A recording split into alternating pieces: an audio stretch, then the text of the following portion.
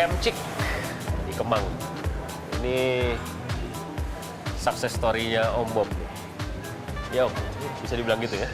Kemcik itu success story-nya Bob Sadino. Ya, orang luar bilang gitulah ya. Saya nggak kenal dan saya tidak tahu sukses itu apa sebetulnya. Loh, bukannya orang usaha tuh harus ujungnya sukses?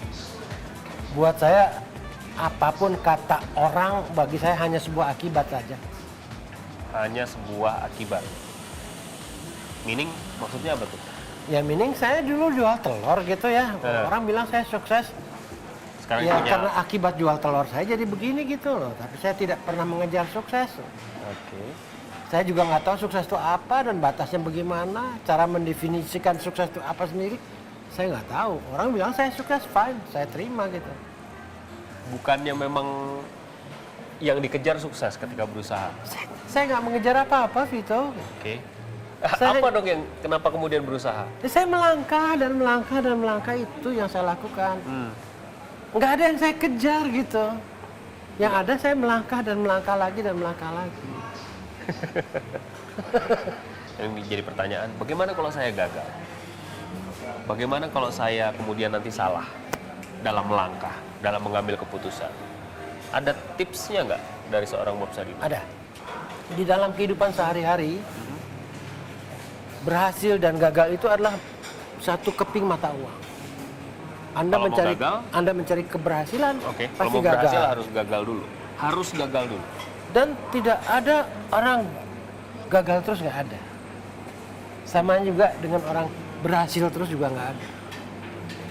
Jadi ada keberhasilan, ada kegagalan. Itu dua itu dia saling bergandengan tangan dan jalan. Dan itu tidak bisa dihindari. Oh, nggak bisa dicegah dan juga tidak dibayangkan kegagalan macam apa, sukses yang bagaimana. Bisa dihubungkan nggak antara sukses dan kegagalan itu kemudian? Ya bagi saya kalau itu ditanya bahwa sukses itu hanya sebuah titik kecil sekali di atas gunung kegagalan. Puncak. Puncaknya di puncaknya. Jadi kalau Anda mau mencapai itu ya silakan Anda mendaki bukit atau gunung kegagalan tadi. Dan kadang-kadang kegagalan itu tidak terbayangkan betapa pahitnya, sakitnya. Tidak ada malam kalau nggak ada siang. Anda tidak akan menghargai kesehatan Anda sebelum Anda sakit. Ya. Kenapa nggak Anda bayangkan saja kesakitan itu supaya Anda bisa menikmati ketika Anda tidak sakit.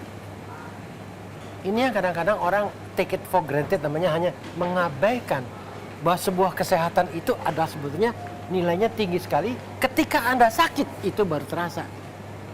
Nah, begitu juga dalam usaha, ya Anda tidak akan mengapresiasi keberhasilan ketika Anda belum gagal. Gitu.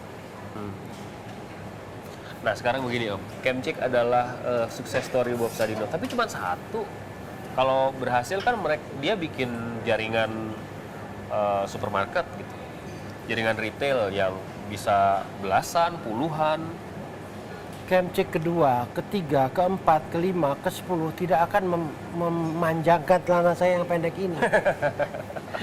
Tapi untung juga nambah dong kalau misalnya usahanya lebih banyak gitu. Siapa bilang saya cari untung? Saya dagang cari rugi kok.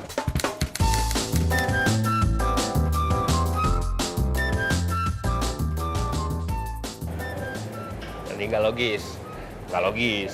Tidak ada orang yang berdagang mencari kerugian, nggak ada. Ya, Anda mengatakan nggak logis. Sekarang saya cuma tanya, orang yang jadi cari untung tuh dagang cari untung terus nggak?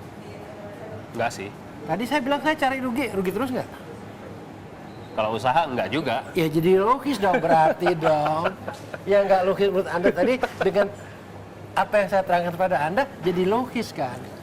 Orang dagang cari untung nggak untung terus, orang dagang cari rugi juga nggak rugi terus. Jadi ketemu logikanya sudah gitu. Cuman ini bukan logika, ini masalah kebiasaan kita dari kecil diajarkan oleh entah orang tua kita atau lingkungan kita, kamu dagang cari untung.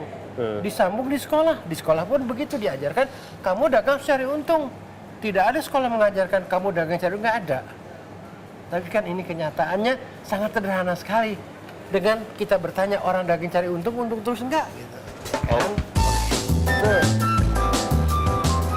Ini bagian sayur mayur nih. Di Kemcik ini terkenal kangkung satu ikat Rp1.000 ya, Obed? 10.000. Rp10.000. Ada nggak situ kangkung? Mana ya kangkungnya? Udah habis lah sepertinya. Rp10.000 kangkungnya habis lagi nih. Biasanya di sini tempatnya. Bagaimana itu caranya? Itu branding ya? Kangkung dijual seharga 10.000 dan ada yang beli. Saya kira bukan branding. Saya kira ini adalah, saya juga tidak membuat yang namanya price struktur ya, struktur Harga. ya. Karena saya ambil harga dari langit aja gitu. 10.000 aja sekilonya. Ya kan saya orang bebas gitu loh.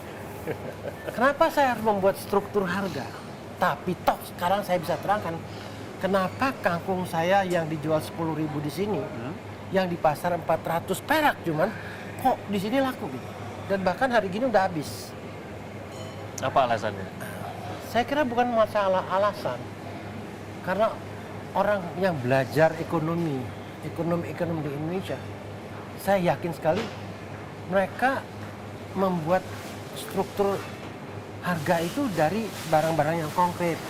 Pokoknya beli paculnya sekian, beli pupuknya sekian, tenaga ini sekian, dan itu dihitung semuanya akhirnya menjadi, oh ini dia harga pengeluarannya, harga pokoknya segini. Ada satu faktor yang tidak pernah diikut sertakan di dalam membuat struktur harga. Apa itu? Saya cerita dulu ya, kangkung saya yang 10.000 menjadi sangat enak kata orang-orang yang beli kangkung saya. Saya kira kangkung saya dan kangkung di pasar tidak ada bedanya. Tapi kenapa dikatakan lebih enak? Karena ketika dia menyuap, dia akan mengatakan 10.000. 10.000. 10.000. Yang ingin saya terangkan pada Anda, semua faktor dihitung kecuali faktor psikologis yang tidak dihitung. Faktor psikologis. Nah, itulah yang punya nilai tinggi. Faktor gengsi seorang, gua beli kangkung di Kemcik kok. Harganya 10.000. Lo beli kangkung di mana? Di pasar? Ya, cuma 400 perak. Kangkungnya itu juga, rasanya begitu-begitu juga.